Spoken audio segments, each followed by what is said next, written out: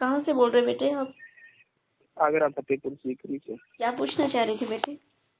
मतलब कि कोई शक्ति हमारे घर में थी बहुत साल से, अभी पता नहीं कौन सी है, क्या है, नाम वाम पूछना था, कौन सी देख सकती है या कोई गलत शक्ति है।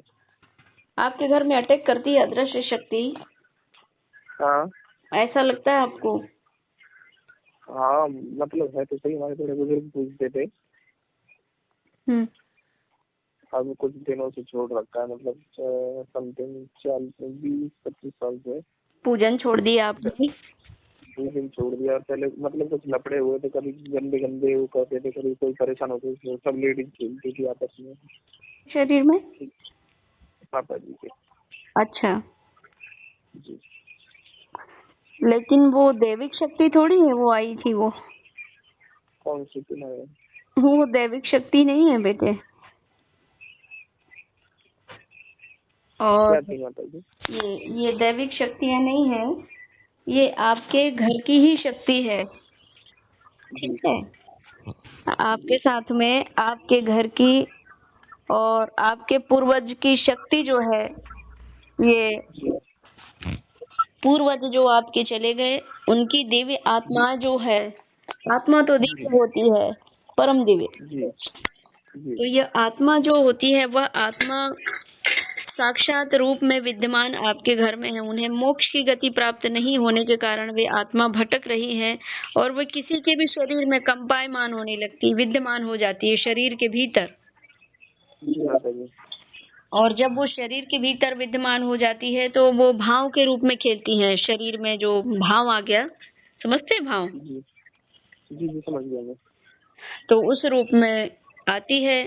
और जब आपके पिता के शरीर में भी आई तो क्या पिता के पूरे वाक्य सत्य थोड़ी निकल रहे थे, असत्य भी निकल रहे थे। हाँ, सत्य भी निकले थे, कुछ असत्य भी निकले थे। भगवान कृष्ण के साथ भी उनके कॉपी बन के आ गए, 2 कॉपी बन के आ गए लड़ने।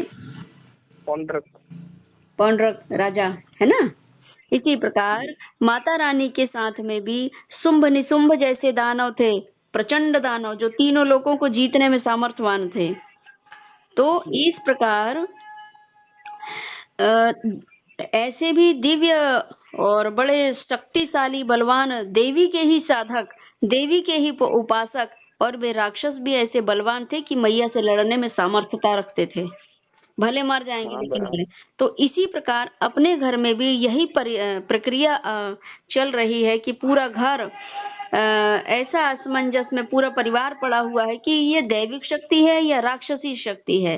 अगर राक्षसी शक्ति है तो पूरा विध्वंस कर डालती, ये बचाती भी है और मारती भी है, ये कौन सी शक्ति है समझ नहीं आ रहा है। तो ऐसे सदमे में आप और आपका परिवार पड़ा हुआ है और ऐसी जो भी चीज है वो उसको सीधा मोक्ष की गति प्रदान हो और अपने घर में भगवत भक्ति और सुख शांति या कीर्ति वैभव स्थापित हो और परिवार और समाज में आपका उच्च स्तर पे नाम हो। ऐसी प्रक्रिया, ऐसा सद्भाव और ऐसा सद्ज्ञान, ऐसा सद्गुण और जीवन में सुख की प्राप्ति हो कि आपका नाम विश्व विख्यात हो, आप कुछ अच्छे नए युवा बन के निकले। तो उसके लिए ऐसा नहीं करना है आपको कि अब मैं क्या करूं, कहाँ झड़ाने जाऊं, कहाँ क्या करने जाऊं। माँ भगवती की आराधना करके स्वयं अपने कर्मों से ही आप अपने घर को सुखी बनाने का प्रयास कर सकते हैं और हो जाएगा सुखी। ठीक है।